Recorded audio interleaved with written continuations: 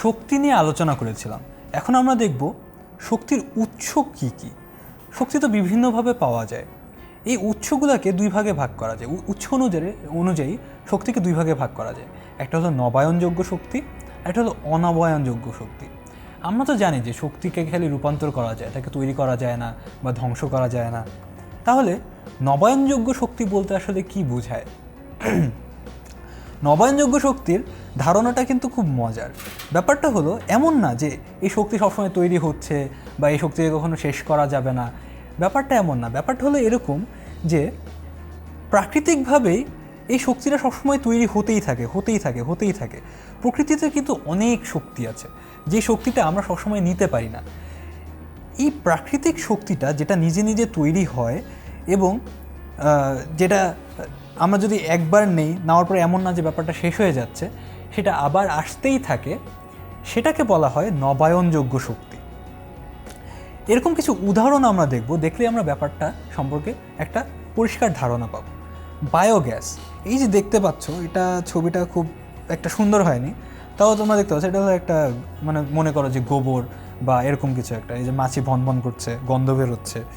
এই বায়োগ্যাসটা একটা নবায়নযোগ্য শক্তি, কারণ পৃথিবীতে হাজার হাজার কোটি কোটি গরু আছে এবং গরু ছাগল এগুলো কি প্রজননের মাধ্যমে আবার গরু ছাগল তৈরি হচ্ছে।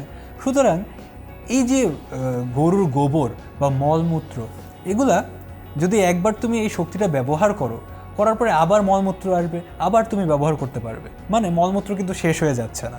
এই কারণে এটাকে নবায়নযোগ্য শক্তি বলা হয়। এই বায়োগ্যাস থেকে ছোটোখাটো পরিসরে বিদ্যুৎ, তাপ এগুলো তৈরি করা যায়। তাহলে বায়োগ্যাস একটা নবায়নযোগ্য শক্তি। তারপরে বায়ু প্রবাহ। পৃথিবীতে সেই আদিকাল থেকে যখন পৃথিবী তৈরি হয়েছে তখন থেকে বায়ু প্রবাহ হয়েই আসছে। এটা কিভাবে হয়? এই সূর্যের তাপের কারণে এবং বিভিন্ন প্রকার জিনিসপাতি থাকে যেগুলোর কারণে বায়ু প্রবাহ সবসময় চলতেই থাকে। তুমি যদি এই শক্তিটাকে ব্যবহার করো, এই শক্তিটা কিন্তু শেষ হয়ে যায় না, এই শক্তিটা আবার আসতেই থাকে। এই কারণে এটাও একটা নবায়নযোগ্য শক্তি। এই যে ছবিটা দেখতে পাচ্ছ, এটা হলো একটা উইন্ড মিল।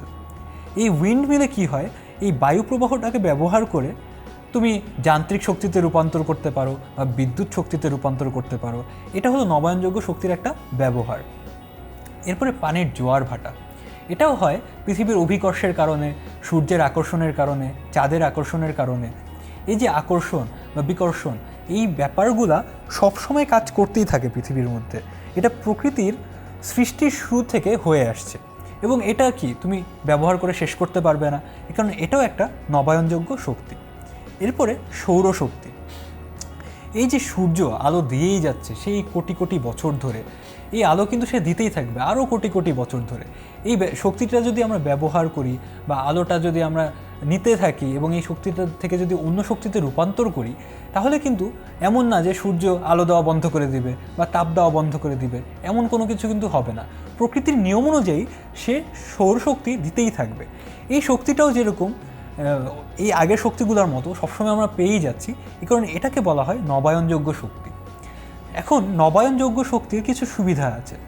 সুবিধা কি? এই নবায়নযোগ্য শক্তি আমরা ব্যবহার করে কখনো শেষ করতে পারবো না। এটা হলো নবায়নযোগ্য শক্তির সবচেয়ে বড় সুবিধা। এটাকে রূপান্তর করে আমরা বিভিন্ন কাজে ব্যবহার করতে পারি, কিন্তু এটার কিছু অসুবিধাও আছে। এর অসুবিধাগুলো কি কি জানো? এই শক্তিগুলোকে ব্যবহার করা খুব কঠিন। এই যে বায়ু প্রবাহ থেকে যে তুমি অন্য শক্তিতে রূপান্তর করবে, এটার প্রক্রিয়াটা খুব জটিল। বা জোয়ার ভাটা ব্যবহার করবে, বায়োগ্যাস ব্যবহার করবে, এই সৌরশক্তি ব্যবহার করবে, এই প্রক্রিয়াটা খুব কঠিন হয়ে যায় এবং খুব ব্যয়বহুল। এটা হলো নবায়নযোগ্য শক্তির সবচেয়ে বড় অসুবিধা। আচ্ছা, এরপরে আমরা দেখব অনবায়নযোগ্য শক্তি কোনগুলা। এই যে তোমরা তেল পোড়াও, গ্যাস পোড়াও, তোমরা কি কখনো বারবিকিউ করেছো? ওই যে কয়লা জ্বালিয়ে বারবিকিউ করো, এই কয়লাটা একবার জ্বালায় ফেলার পরে এটা দিয়ে কি তোমরা আরেকবার বারবিকিউ করতে পারবে না। তার কারণ কি? এটা একটা অনবায়নযোগ্য শক্তি। এটা কয়লাটা আবার নিজে নিজে তৈরি হয়ে যাচ্ছে না, এটাকে আবার খনন করে নিয়ে আসতে হবে। এবং তুমি যদি পৃথিবীর সব কয়লা ব্যবহার করে ফেলো, এরপরে কিন্তু আর কয়লা থাকবে না, সেটা তৈরি হতে আবার কোটি কোটি বছর লাগবে। এ কারণে এটাকে বলা হয় অনবায়নযোগ্য শক্তি। এই শক্তির উৎসটা ধ্রুবক না, তুমি সবসময় পাচ্ছ না। তাহলে আমরা কি জানলাম? নবায়নযোগ্য শক্তি সম্পর্কে এবং অনবায়নযোগ্য শক্তি সম্পর্কে। অনবায়নযোগ্য শক্তির অসুবিধা হলো এটা শেষ হয়ে যায়, এটা থাকবে না, তুমি যত ব্যবহার করবে তত কমতে থাকবে, এবং তুমি যদি বেশি ব্যবহার করো এটা পৃথিবীর সব যদি উৎস শেষ হয়ে যায় তারপরে তুমি এই শক্তি আর পাবে না।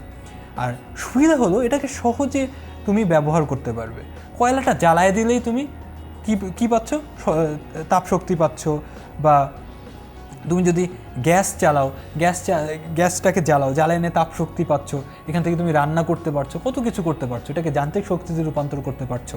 তাহলে অনবায়নযোগ্য শক্তির সুবিধা হলো এটাকে সহজে রূপান্তর করা যায়, আর নবায়নযোগ্য শক্তির অসুবিধা হলো এটাকে সহজে রূপান্তর করা যায় না।